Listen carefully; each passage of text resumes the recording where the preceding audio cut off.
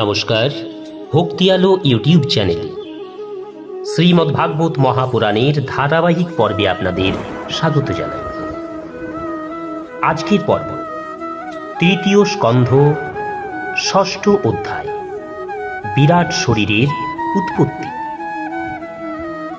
চ্যানেলে যারা নতুন তাদের অনুরোধ জানাবো চ্যানেলটি সাবস্ক্রাইব করে চ্যানেলের সাথে থাকুন এবং ধারাবাহিক পর্বগুলি শ্রবণ করুন। মৈত্রেয় ঋষি বললেন, মহাতত্ত্বাদি শক্তিসমূহের অধিষ্ঠাত্রী দেবতাগণের স্তুতি শুনে সর্বশক্তিমান ভগবান অবগত হলেন যে এইসব শক্তিসমূহ পরস্পর বিযুক্ত হয়ে অবস্থান করাতে বিশ্ব রচনা কার্য শুরু হতে পারছে না। এখন তিনি স্বীয় কালশক্তি আশ্রয় করে যুগপথ, মহৎ, অহংকার, পঞ্চতন্মাত্র, পঞ্চমহাভূত এবং মন সমেত একাদশ ইন্দ্রিয় এই ত্রয়োবিংশতি তত্ত্বসমূহে অন্তর্যামী রূপে অনুপ্রবিষ্ট হলেন। শ্রী ভগবান এই রূপে তাদের মধ্যে অধিষ্ঠিত হয়ে প্রসুপ্ত জীবাদৃষ্টগুলিকে বিশ্বরচনা ব্যাপারে কার্যোন্মুখ করে ক্রিয়াশক্তি রূপে সেই বিভিন্ন তত্ত্ববর্গকে সম্মিলিত করলেন।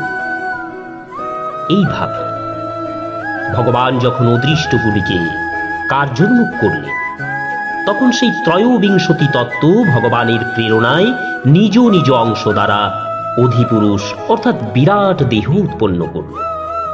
অর্থাৎ ভগবান যখন অংশরূপে নিজে ওইসব তত্ত্বের মধ্যে অনুপ্রবিষ্ট হলেন, তখন বিশ্বরচনাকারী মহাতত্ত্বাদি সকলে পরস্পরের সাথে সংযুক্ত এবং পরিণাম প্রাপ্ত হয়ে বিরাট রূপে পরিণত হল, আর যার মধ্যে স্থাবর জঙ্গমাদি চরাচর বিশ্ব অবস্থান করে। জলের মধ্যে অবস্থিত যে অণ্ডরূপ আশ্রয়স্থান ছিল, তার মধ্যে সেই হিরণ্ময় বিরাট পুরুষ জীবগণের সাথে 1000 দিবাবৎসর পর্যন্ত অবস্থান করলেন। সেই বিশ্ব সৃজনকারী তত্ত্বসমূহের গর্ভ অর্থাৎ কার্যরূপী বিরাট মূর্তি ছিল জ্ঞান শক্তি বিশিষ্ট, ক্রিয়াশক্তি বিশিষ্ট এবং আত্মশক্তি বিশিষ্ট।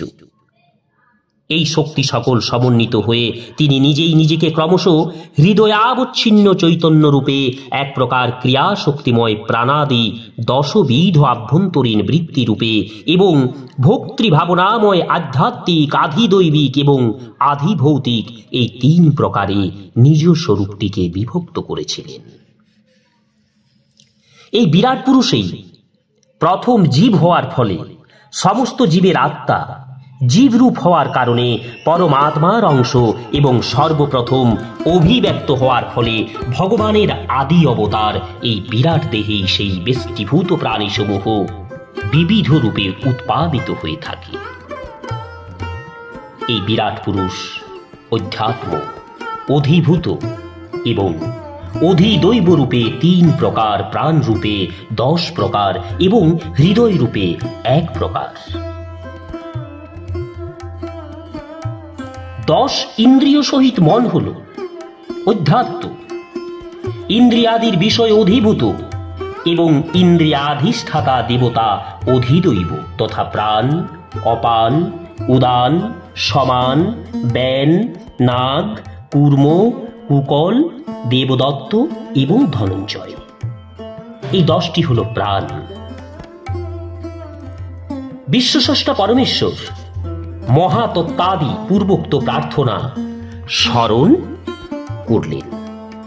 এদের বৃত্তিসমূহকে জাগরুতি করবার জন্য স্বীয় চৈতন্য শক্তি দ্বারা, ইক্ষণ শক্তি দ্বারা, নিজ তেজ এবং চিৎ শক্তির দ্বারা এই বিরাট পুরুষকে প্রকাশযুক্ত বা জাগরিত করলেন। বিরাট পুরুষ জাগ্রত হওয়ায় দেবতাদির জন্য কত প্রকার স্থান উৎপন্ন হয়েছিল, সে কথা আমি তোমাকে বলছি, এখন শোনো। প্রথমে প্রকাশ হলো সেই বিরাট পুরুষের মুখ।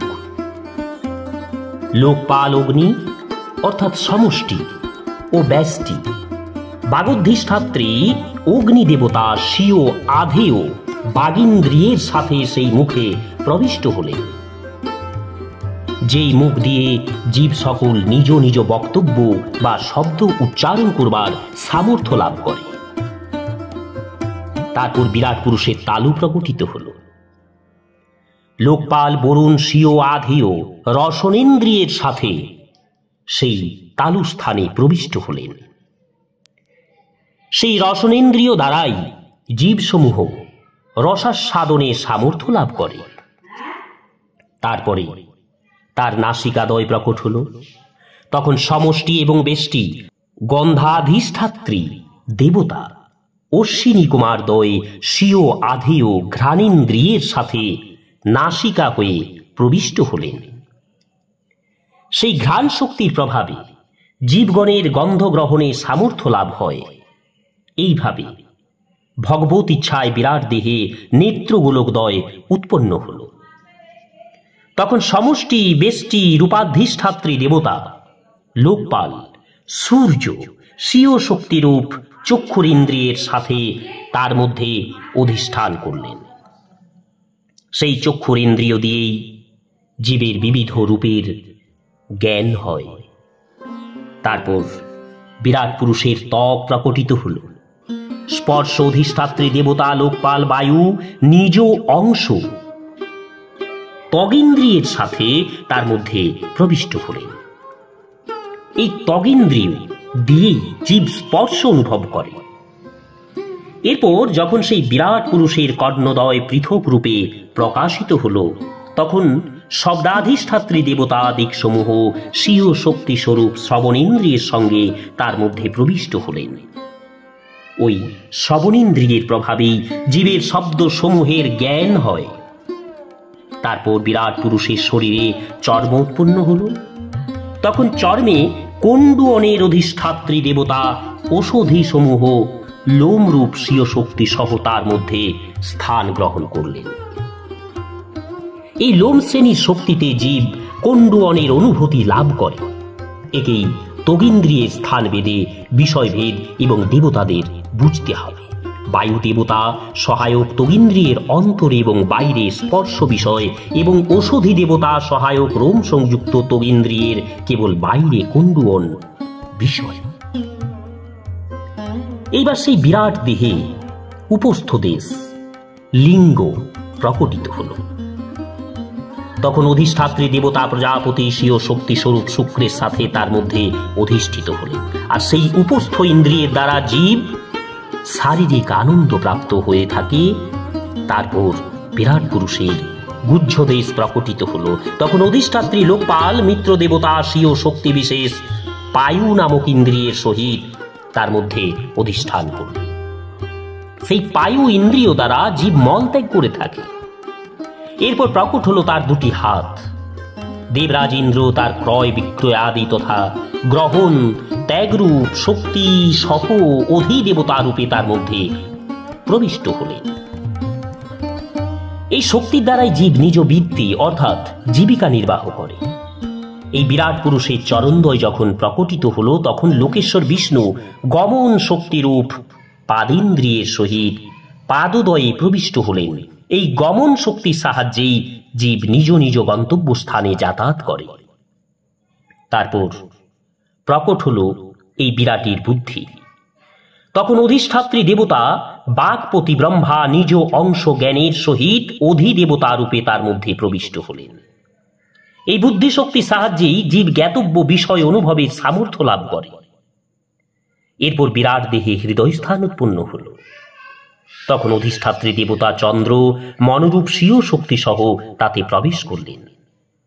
এই মনোশক্তির দ্বারাই জীব সংকল্প বিকল্পাদিরূপ বিকার প্রাপ্ত হয়। এরপর বিরাট পুরুষের অহংকার স্থান উৎপন্ন হল। তখন অধিষ্ঠাত্রী দেবতা রুদ্রদেব অভিমান স্বীয় অংশ অহংবৃত্তি সহিত তার মধ্যে অধিষ্ঠিত হলেন। এই অহংবৃত্তির ফলে জীব নিজের কর্তব্য কর্মসমূহ স্বীকার করে থাকে। এবার বিরাট দেহে চিত্ত উৎপন্ন হল। অধিদেবতা স্বরূপে মহতত্ত্ব ব্রহ্মা স্বীয় চৈতন্য রূপ শক্তি সহ তাতে স্থিত হলেন। এই চিত্ত শক্তির প্রভাবে জীব বিজ্ঞান অর্থাৎ চেতনা অনুভব করে। এই বিরাট পুরুষের মস্তক থেকে স্বর্গলোক, চরণদ্বয় থেকে পৃথিবী এবং নাভি থেকে অন্তরিক্ষ লোক অর্থাৎ আকাশ উৎপন্ন হল। সেই সকল স্বর্গাদি লোকে সত্তাদি ত্রিগুণের পরিমাণ স্বরূপ ক্রমশ দেবতা, মনুষ্য এবং খেচর আদি দেখা যায়। এদের মধ্যে সপ্তগুণের আধিক্যবশত দেবতাগণ স্বর্গলোকে, মনুষ্যগণ এবং তাদের প্রয়োজনীয় গবাদি পশু রজগুণের প্রাধান্যযুক্ত হয়ে পৃথিবীতে এবং তমগুণী স্বভাববশত রুদ্রদেবের অনুচরবর্গ স্বর্গ এবং পৃথিবীর মধ্যবর্তী ভগবানের নাভি স্থানীয় অন্তরিক্ষ লোকে আশ্রয় করে অবস্থিত রয়েছে। হে বিদুর, বিরাট পুরুষের মুখ থেকে বেদ নিঃসৃত হয়েছে, আর ব্রাহ্মণগণ তার মুখ থেকে উদ্ভূত হয়েছেন। মুখের থেকে উদ্ভূত হওয়ার জন্য ব্রাহ্মণ সব বর্ণের মধ্যে শ্রেষ্ঠ এবং সকলের গুরু। তার বাহুসমূহ থেকে পালন রূপা বৃত্তি সমুদ্ভবা হল, আর সেই পালন রূপা বৃত্তির অনুবর্তনকারী ক্ষত্রিয় বর্ণ উৎপন্ন হল এবং বিরাট পুরুষের অংশ হওয়ার ফলে অন্যান্য বর্ণকে দস্যু তস্করাদির উপদ্রব থেকে রক্ষা করে থাকে। বিরাট পুরুষের উরু দুটি থেকে লোকসমূহের জীবিকা নির্বাহ, কৃষি প্রভৃতি ব্যবসায় সমুদ্ভব হল। তার তদবলম্বী বৈশ্য জাতির উৎপত্তি হল। বৈশ্যই স্বীয় বৃত্তির দ্বারা মানবগণের জীবিকা সম্পাদন করে থাকে। তারপর ধর্মসিদ্ধির নিমিত্ত স্থানীয় পরিচর্যা সেবা বৃত্তি উৎপন্ন হল ভগবান চরণ যুগল থেকে। ত্রিবর্ণের পরিচর্যা বৃত্তির অধিকারী শূদ্রগণের উৎপত্তি হল সেই চরণ যুগল থেকেই। শূদ্রের সেবাবৃত্তির দ্বারাই স্বয়ং শ্রীহরি প্রসন্ন হয়ে থাকেন। সর্বধর্মের মূল কথা হল সেবা। সেবা ছাড়া কোনো ধর্মেরই সিদ্ধিলাভ হয় না। সুতরাং সর্বধর্মের মূলভূতা সেবাই যার ধর্ম, সেই শূদ্রই সব বর্ণের মধ্যে মহান।